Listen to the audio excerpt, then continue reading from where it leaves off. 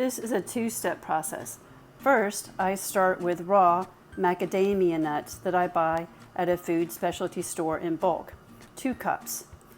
Then I soak them in water overnight in a glass jar in the refrigerator, and then rinse them off until the water is clear.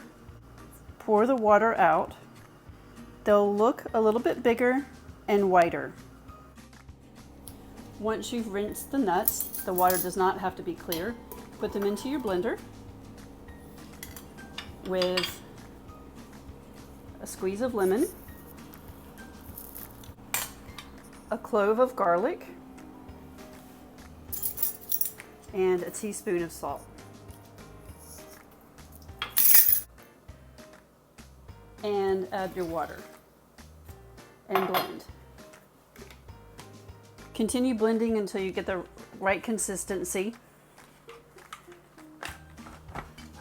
It'll be the consistency of ricotta cheese.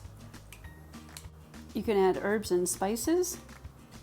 Chill in the refrigerator for at least 30 minutes and then serve with your favorite vegetables.